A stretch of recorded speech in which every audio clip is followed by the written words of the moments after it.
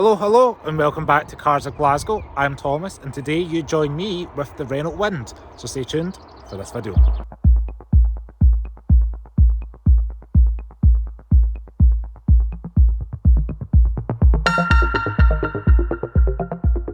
So here we have a 2010 Renault Wind, kindly donated to the channel by Chris.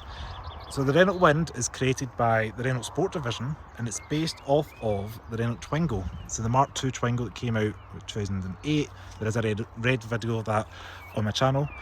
And this particular one, as you can see, we've got the black with the nice chrome wheels, chrome mirror caps, and these two-tone diamond cut alloy wheels.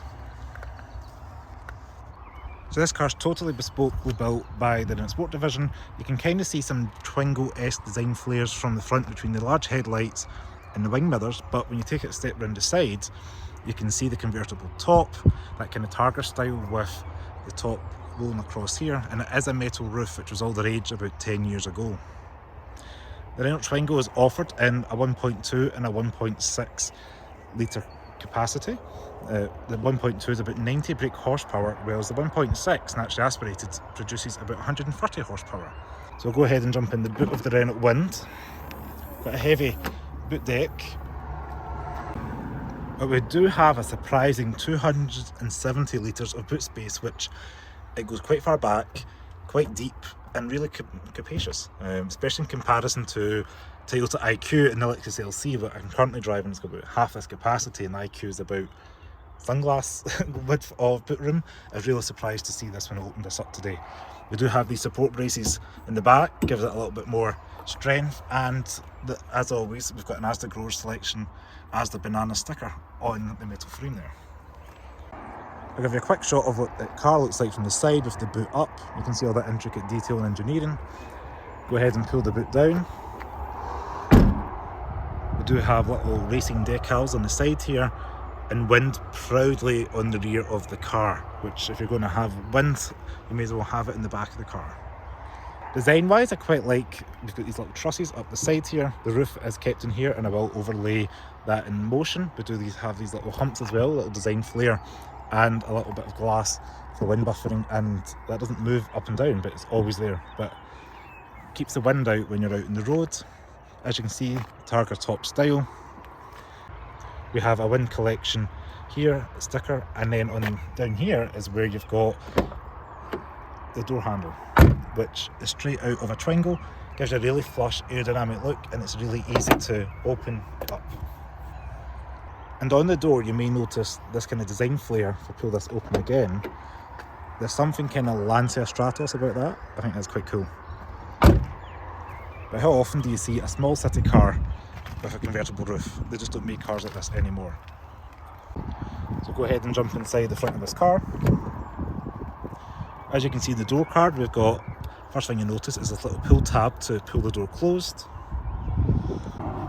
So we'll go ahead and pull this closed, like so. Like a race car, we do have the instrument gauge nice and centre, and actual a real gauge with your tachometer, speedo, fuel gauge and temperature gauge on the right hand side. Good view out, and I wasn't expecting this, but we've kind of got this coloured plastic dome over the top of the gauges. Interior cabin quality is pretty French. I do like the kind of textured material. It gives it a bit of a interesting design flare, especially with the kind of sunlight or daylight hitting the dash at this time of night. We do have a prominent hazard button down here. Down here we've got your climate controls, and down below we've got your CD player with your volume knob and tuning knob down here. All Winds use a 5-speed manual transmission, and it is quite a nice throaty roll. You can kind of get yourself in and out the gears, no bother. Clutch is a little bit heavier than you'd expect, especially in comparison to that Twingo that I drove recently, the Mark I 2000 Twingo. And it wouldn't be a CarsofGlasgow video without a glove box fit reveal, and we'll do that again. 1, 2, 3. At least it's solid, but it's not lined with the fuzzy stuff, and we do have the fuse box in there, but we do have a little bit of room for some paperwork and a demister pad. The door cards themselves, we've got a nice bit of kind of like vinyl leather on the side there, wearable plastic up around, and a little bit of a door pocket which you can kind of keep a water bottle or something like that. The car is missing things like a cup holder, but there's nothing in here or a central armrest, unfortunately. This particular Wind is optioned up as high as they go, so we do have this nicely white trimmed leather seats with the kind of black material. They are quite supportive and they are quite well bolstered as well, so it does show you the kind of sporting potential this car has. And we do have a manual handbrake as well, which is not something you see in 2023. And down in the middle here we've got your door lock button along with your window switches and the roof button along with your cruise control, which can be activated, which may be familiar to you if you've seen other Twingo videos of mine.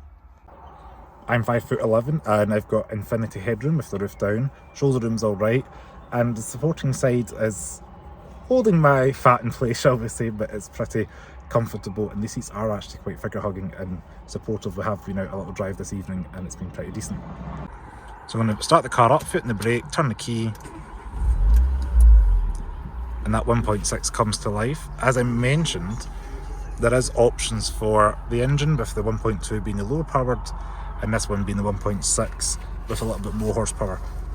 0 to 60s in a claimed 8.7 seconds and top speed of 124 miles per hour. The owner of this car is getting about 30 miles to a gallon.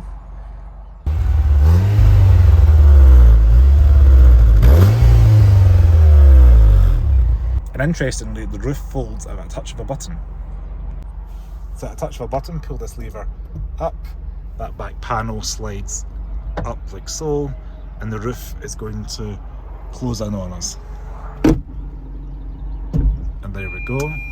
And then we literally twist this in place to lock it and secure it.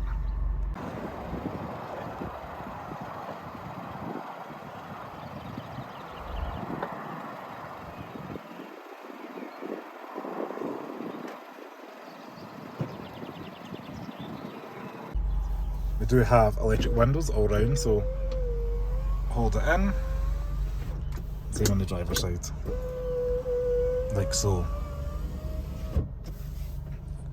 And now with the roof up, you can kind of see the cabin's a little bit more snug, but still got a couple of inches of finger room, headroom.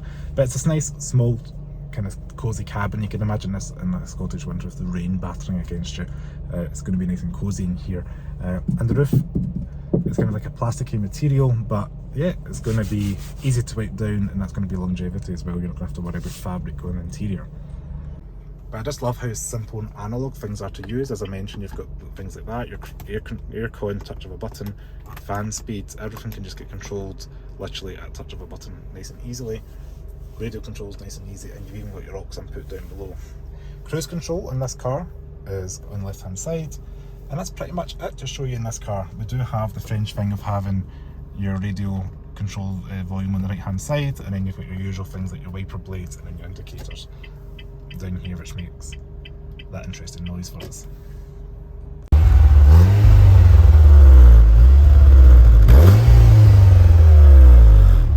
Out on the road, the 1.6 litre pulls well enough, the clutch is engaging, and it's not as light as the Mark I Twingo that we recently reviewed. The ride is a little bit stiff, and you do feel the bumps. However, it is a small city car for short wheelbase. You do hear wind noise and road noise. I don't think it's helped by this plastic roof. Being in production for only 3 years, they're quite a rare sight here in the UK roads, and they're a bit eye-catching every time you see one. I do quite like the fact it's got a one-piece folding roof that may remind you of a Ferrari 575 Superamerica. So some cons of the car: I don't like the fact there's a lack of a cup holder. There's nowhere literally to put your Starbucks drink. The road noise is a little bit intrusive, and it is quite a tight cabin once the roof is up. However, the pros: there's a large boot. I like the wind in the hair frills. It should be cheap to run, stroke easy to repair, being based on a Twingo and a Clio. And it handles well around the corners, and there's nothing quite like it on the road. When was the last time you've seen a small city car convertible?